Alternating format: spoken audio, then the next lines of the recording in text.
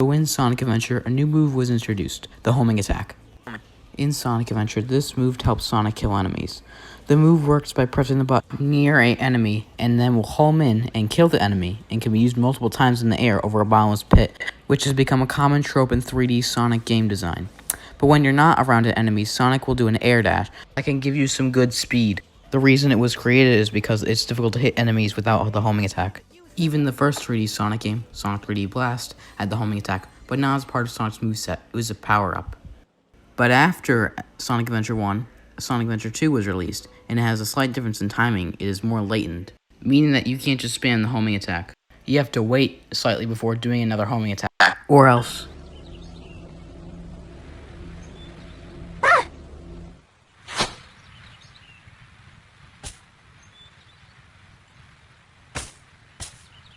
So yeah, I see it as a downgrade compared to SA1, but the air dash in SA2 was the exact same as SA1. But then we get to 06, where the homing attack would change once more.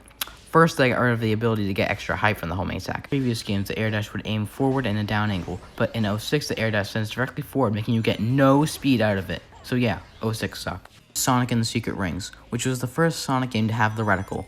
The way the reticle works is to show you what enemy you will home in on, which is a very helpful addition, and every game after would keep the reticle. Next up, Sonic Unleashed. The homing attack is pretty much the same as it always usually is, but with the reticle. But the air dash goes a lot further than any other game before it. But after a little while in Unleashed, you get a power-up that makes you able to do an air boost, which shares the same button placement as the homing attack, meaning that you can sometimes just air boost off the stage. But if you're paying attention, this will probably never happen to you. It's just a little annoyance. So, how about you and me make like Eggman's hairline and recede? So besides Sonic Colors having hilarious jokes, there's not really much to talk about with the homing attack. But let's see what the air dash has to offer. What happened? No, but seriously, in Sonic Colors, not having the air dash isn't the worst thing, considering that a lot of Colors level design consist of blocky 2D platforming, so the double jump actually is useful in Colors.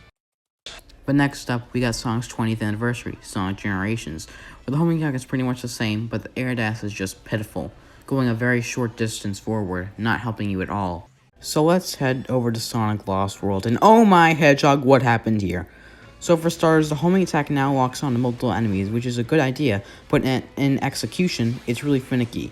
And if you're in boss fights, the homing attack can lock onto the boss and get stronger. And sometimes this is needed to progress in the boss fights. But again, it's very finicky and can be really annoying.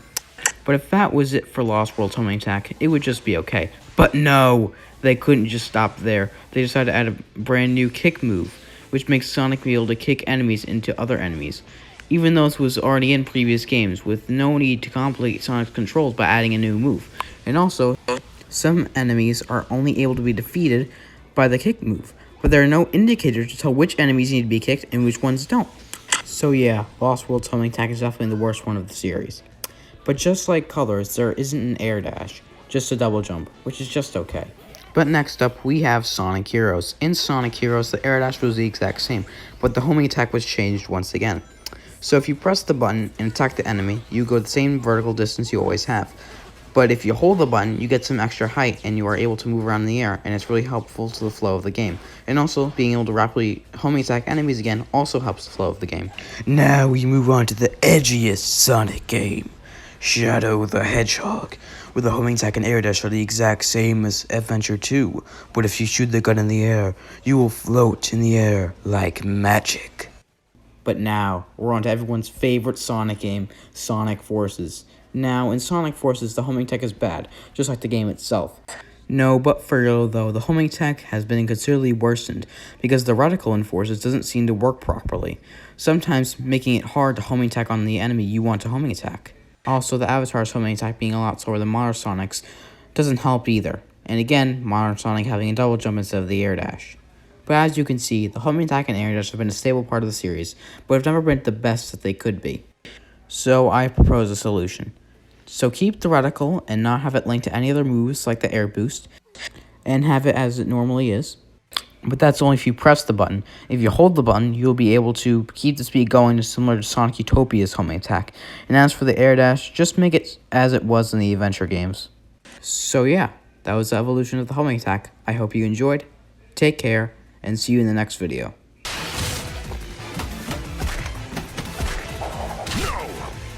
I lose to the likes of you again.